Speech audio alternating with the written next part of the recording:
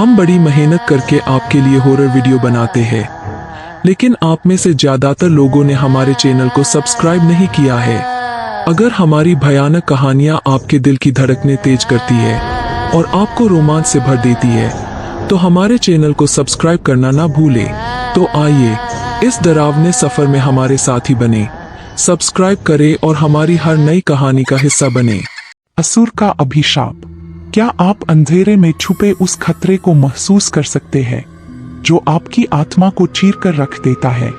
क्या आपने कभी ऐसी भयावह ताकत का सामना किया है जो आपके अंदर ही बैठी हो, आपके हर ख्याल, हर एहसास पर हावी हो चुकी हो? क्या होगा जब अच्छाई और बुराई का यह संघर्ष आपके सामने प्रकट हो और आप उस युद्ध का हिस्सा बन जाए? एक छोटे से गांव में, जहां हर चीज शांति और सरलता से भरी हुई थी, वहां एक घर के अंदर कुछ अजीब घट रहा था। सिया, एक युवा महिला जो हमेशा से शांत और प्यारी मानी जाती थी, अचानक से बदल गई थी। वह न सिर्फ अजीब बर्ताव कर रही थी, बल्कि उसके अंदर कुछ अजीब शक्तियों का वास हो गया था। गांव वालों ने कहा, यह साधारण बात नहीं हो सकती, कुछ भयानक है इस लड़की के साथ। सिया की माँ, जो इस परिवर्तन से पूरी तरह से घबरा गई थी, उसने गांव के पुराने पुजारी पंडित शिवानंद जी से मदद की गुहार लगाई। शिवानंद जी ने ध्यान से सिया को देखा और तुरंत पहचान लिया कि यह किसी साधारण बुराई का काम नहीं है, यह किसी राक्षसी ताकत का असर है। पंडित जी ने गांव के बड़े मंदिर में जाकर विशेष पूजा की तैयारी शुरू की। वह जानते थे कि यह कोई मामूली आत्मा नहीं थी, बल्कि एक राक्षस था जिसे सिया के अंदर वास करने का मौका मिल चुका था। गांव के लोग अब मंदिर के पास जमा हो गए थे, क्योंकि उन्हें भी डर था कि अगर इस राक्षसी ताकत को समय रहते न रोका गया तो गांव पर उसका काला साया छा जाएगा। शाम होते होते पंडित जी ने सिया को मंदिर में लाने का आदेश दिया। जब सिया मंदिर के प्रांगण में पहुंची तो हवा में एक अजीब सी सर्दी फैल गई। उसके चेहरे पर एक डरावनी मुस्कान थी, मानो वह कोई और ही हो। पंडित जी ने मंत्रोच्चार शुरू किया और धीरे धीरे वातावरण में कुछ बदलाव महसूस होने लगा। जैसे जैसे मंत्रों की शक्ति बही, सिया ने जोर जोर से चिल्लाना शुरू कर दिया। उसकी आवाज अब उसकी नहीं थी, बल्कि किसी गहरी भयानक ताकत की थी। तुम मुझे नहीं रोक सकते पंडित, वह चिल्लाई। उसकी आवाज में एक अजीब सा कंपन था जो मंदिर की दीवारों से टकराकर और भयानक हो गया।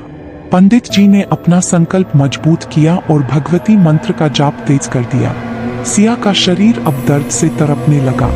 वह जमीन पर गिर पड़ी और उसकी आंखें सफेद हो गई। मैं नहीं जाऊंगा, यह मेरा शरीर है, राक्षस की आवाज और गहरी हो गई।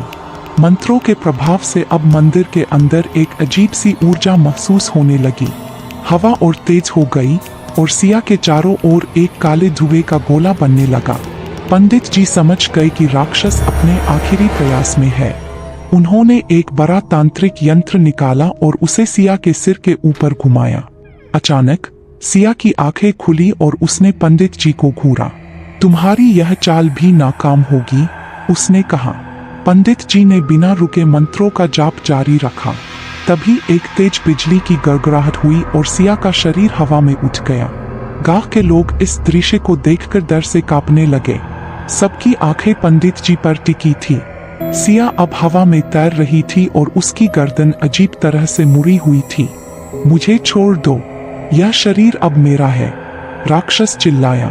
पंडित जी ने अचानक सिया के सामने त्रिशूल का प्रतीक बनाया और कहा, तुम्हें इस पवित्र भूमि से जाना ही होगा। त्रिशूल की छाया जैसे ही सिया के चेहरे पर पड़ी, उसने जोर से चिल्लाया और अचानक उसके शरीर से एक काले साये ने बाहर निकलने की कोशिश की। वह साया, जो अब हवा में मंडरा रहा था, एक असुर की आकृति में बदल गया। वह अब अपनी असली रूप में प्रकट हो चुका था। असुर ने पंडित जी की ओर घूरते हुए कहा, तुम मुझे हरा नहीं सकते, मैं हूं। लेकिन पंडित जी ने हिम्मत नहीं हारी। उन्होंने मंदिर के सामने रखे जल कलश को उठाया और उसमें से पवित्र जल का छींटा असुर पर फेंका।